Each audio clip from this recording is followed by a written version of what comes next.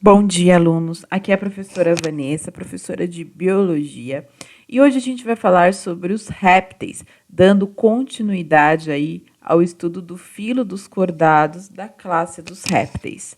Bom, os répteis, né, eles formam o primeiro grupo de animais vertebrados completamente adaptados à vida terrestre, né? Então, de novo, essa imagem eu coloquei para vocês, colocando aqui, né, o surgimento dos répteis. Os répteis é um grupo parafilético, a gente vai entender isso melhor mais para frente.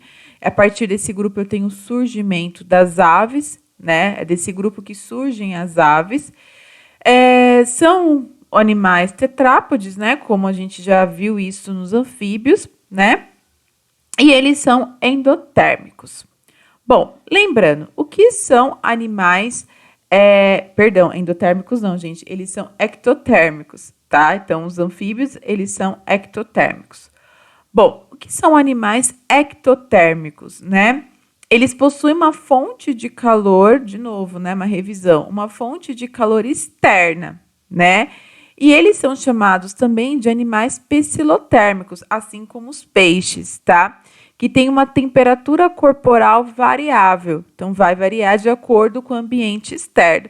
Eles parecem até sinônimos, né? Ectotérmicos e epsilotérmicos, né? Alguns livros aí dá a entender até que são sinônimos. Bom, então animais ectotérmicos e epsilotérmicos são animais que a regulação da temperatura corporal depende de fontes externas de calor, tá? Aí são os invertebrados, os peixes, anfíbios e répteis, tá? Então é uma revisão. E os animais endotérmicos são os animais que a fonte de calor é interna, então o próprio corpo consegue aí produzir calor, tá? E são animais também chamados de homeotérmicos, ou seja, a temperatura corpórea ela é constante, tá? Aqui nos pecilotérmicos acaba variando, tá bom? E aí são as aves e mamíferos, tá? De novo, aí eu tô colocando esses conceitos para ficar bem claro para vocês. Bom, os répteis, né? Eles são animais aí, como eu disse no início da aula, que conquistaram o meio terrestre, né? Então, eles não dependem diretamente da água para sua sobrevivência. Mas, para isso, foi necessário aí, né, algumas adaptações, algumas aquisições ali ao longo do período evolutivo, tá? Então, o primeiro que a gente tem ali é uma pele, né? A pele seca, dura, espessa, com escamas ou placas ósseas, né? Acabam prevenindo a desidratação, né? Então, os répteis têm uma pele que não vai deixar perder água, tá? Lembrando que esses animais não têm glândulas, tá? As glândulas, elas vão surgir ali, né? As glândulas da pele somente nos mamíferos, tá? Bom, outra importante característica, né, para esse processo de vida terrestre total é um pulmão bem desenvolvido, né? Lembra que o pulmão desses animais era um pulmão dos anfíbios, né? Era um pulmão ineficiente, então tinha que respirar pela pele. Por esse motivo a pele era fininha, vascularizada. Aqui não, tá? O pulmão já é bem desenvolvido, tá? A reprodução, né? O ovo desses animais possui um ovo com casca e alguns anexos, que é importante aí para uma vida, para um desenvolvimento fora da água, tá? Então, a gente, ao longo da aula de hoje, a gente vai aí detalhar melhor essas características, tá? Outra característica interessante é a excreção de ácido úrico, né? A urina desse animal tem ácido úrico aí, por isso que ele consegue ser um animal de vida terrestre, porque o ácido úrico é menos tóxico, enfim, tá? Bom, dentro dos répteis nós temos as seguintes ordens: os quelônios, que são as tartarugas, os cágados e os jabutis, tá? Crocodilianos, né, que são os crocodilos, os jacarés, os rhincocéfalos, que são as tuataras, tá? Que só tem ali na Nova Zelândia, tá? E os escamados, tá? Que são as serpentes, lagartos, camaleões e iguanas. Gente, apesar da gente falar cobra, né, num termo popular, assim, qualquer serpente que a gente vê, a jararaca, a cobra coral verdadeira, a cobra... Na verdade, cobra é um tipo de serpente, é que a gente chama de naja, né? Então, toda cobra é uma serpente, mas nem toda serpente é uma cobra. Então, aí, né, num termo popular, as pessoas chamam de cobra, né? Qualquer animal aí que seja uma serpente, mas não é bem assim, tá? Biologicamente, cobra é um grupo de serpentes aí, né? Mas, vamos dizer, uma espécie, tá? Bom, só para a gente entender a diferença, né? Os jabutis, aqui eu também coloquei uma diferença entre os jabutis, os cágados e as tartarugas, né? Então, os jabutis vivem em ambiente terrestre, os cágados são de água doce e as tartarugas são marinhos, tá? Pode existir alguma exceção aí de tartaruga de água doce, mas na maioria é de água salgada, tá?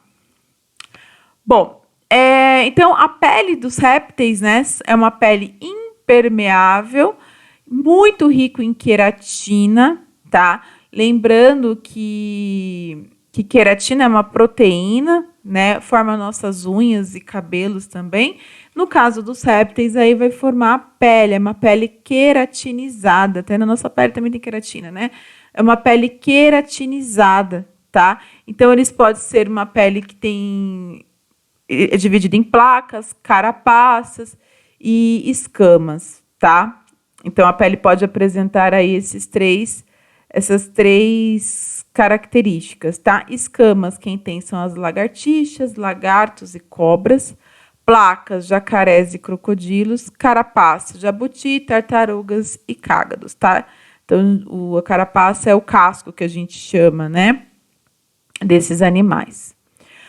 Bom, aí outra característica, né, também importante, é o desenvolvimento dos pulmões dos répteis, né? É um pulmão que ele é desenvolvido, ele não precisa mais de um outro sistema para conseguir o oxigênio, tá? Então, aqui é uma outra característica importante para a conquista do meio terrestre desses animais. Então, a primeira aqui, né, é a pele, a segunda são os pulmões bem desenvolvidos, tá? Então, a respiração desses répteis é exclusiva aí de pulmonar, uma respiração pulmonar, tá? Não existe mais respiração pela pele, até porque não dá, né, galera? É uma pele bem grossa, bem cheia de queratina, então se fosse ter por difusão igual dos anfíbios, seria impossível, tá? Possível não daria, tá? Pessoal, uma outra característica interessante é o sistema circulatório dos répteis, tá? Então, lembrando vocês, é muito parecida com o dos anfíbios. Os anfíbios era dividido em 2 átrios e um ventrículo. Aqui também é a mesma coisa. Só que nos répteis começa um desenvolvimento aqui da divisão do ventrículo, tá? A gente tem o início aqui da divisão do ventrículo. Porém, o sangue ainda se mistura, sendo a circulação dos répteis uma circulação dupla, né? O sangue passa 2 vezes no coração, incompleta porque o sangue se mistura, tá? Só que tem uma exceção, até coloquei aqui, né? Crocodilos e jacarés possuem 2 átrios e 2 ventrículos, ou seja, 4 cavidades. Então, nós temos aqui um coração dos répteis, só que a gente tem a exceção, né? Dentro da ordem dos crocodilianos, o coração já possui 4 cavidades. Então, você tem o início aqui da divisão, né? Ó, apesar da imagem estar colocando ventrículo direito e esquerdo, ainda não tem bem essa divisão, é um ventrículo só, tá? Tem o início da divisão e lá nos crocodilianos eu termino essa divisão, tá? Aí você vai falar assim, professora, então a circulação não é incompleta, é completa, o sangue não vai se misturar. Olha lá, professora, a gente tem 4 cavidades. Gente, mas eu tenho uma estrutura no coração, realmente não vai se misturar, tá? Mas eu tenho aqui, ó, uma estrutura chamada de forame de panisa. Opa, gaguejei. Essa estrutura vai ocorrer a mistura do sangue venoso e arterial, tá?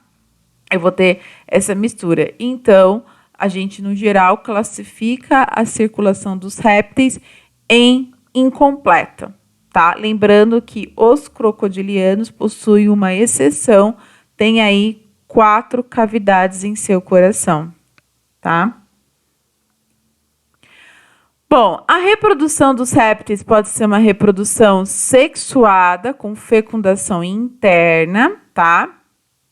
Geralmente possuem órgãos copuladores. Então, nós temos aqui, eu coloquei o pênis de uma cobra, perdão, de uma serpente, olha lá, né? De uma serpente, tá? A gente chama isso de hemipênis, tá? Então, ela tem como se fosse 2 pênis, tá? O desenvolvimento, e aí é uma outra característica importante dos répteis, né? O desenvolvimento ocorre dentro dos ovos amnióticos, tá? A gente vai falar um pouquinho dos ovos daqui a pouco. A maioria dos répteis são ovíparos, ou seja, eles botam os ovos e o embrião vai se desenvolver ali no ovo, fora do corpo da mãe, mas existem algumas serpentes que são ovovíparas, né? O ovo, tem o ovo, né? O embrião cresce numa estrutura do ovo, mas dentro da mãe, tá?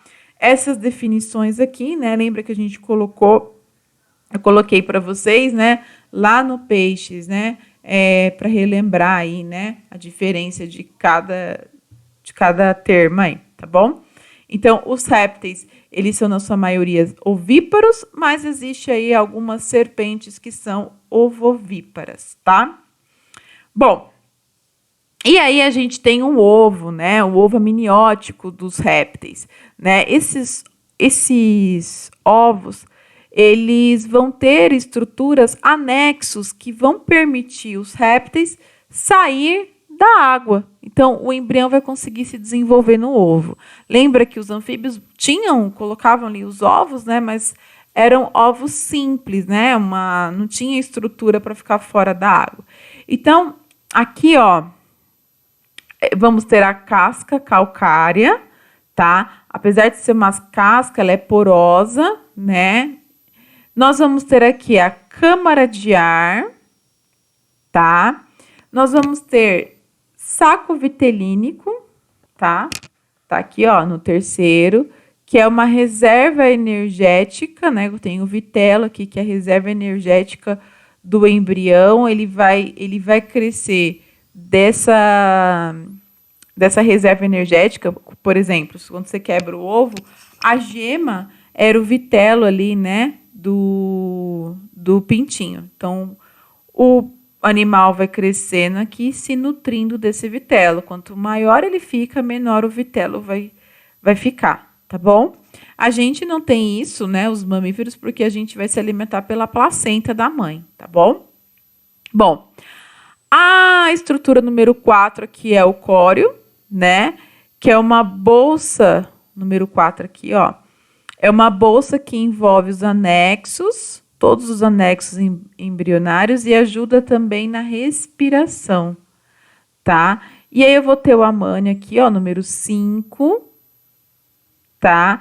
Ele é uma bolsa de líquido que envolve o embrião para proteger de choques mecânicos, tá? Então, às vezes o ovo pode mexer, cair, mesmo que não quebre a casca, vai proteger ali o embrião, tá?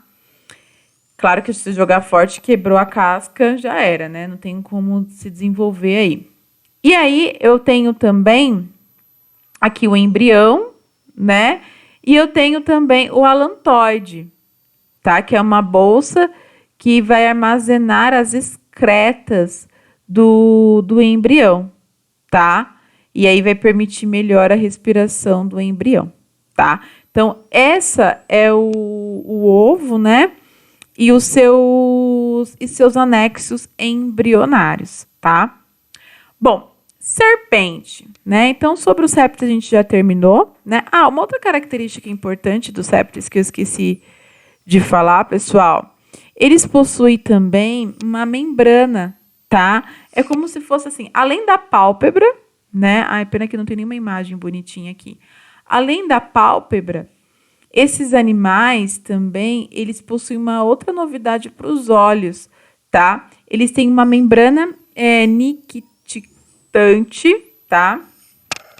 E que a gente até tem um resquício dessa membrana. E também a formação de lágrimas aí para proteção dos olhos, tá? Então, tanto é que quando o animal, o crocodilo ali tá comendo, né, sai lágrimas ali do olho dele. É o primeiro grupo a apresentar lágrimas aí para proteção dos olhos, tá? Fora da água, precisa de uma proteção extra, né? Bom, vamos falar agora das serpentes e só umas características ali seus dentes, né? Da sua dentição. Bom, serpente, como eu disse para vocês, não é tudo que a gente vê, né? Não é cobra, né? Então, cobra são animais ali que apresentam capelo, aqui, olha, a cobrinha, né, ao redor da cabeça, e a gente chama, né, de naja, mas naja é uma cobra, de fato. Agora, jararaca, jiboia, são serpentes, tá? Então, tudo que a gente chama de cobra, na verdade, é errado, são serpentes. Cobra é um tipo de serpente, tá? Bom, outra coisa também que é interessante. Existem os animais peçonhentos e existem os animais venenosos, tá? Os animais peçonhentos, além de terem veneno, eles possuem uma estrutura que consegue inocular esse veneno. Então, por exemplo, o escorpião, ele é peçonhento, tá? Porque ele tem ali, né, uma estrutura para inocular o seu veneno. O sapo, ele é venenoso.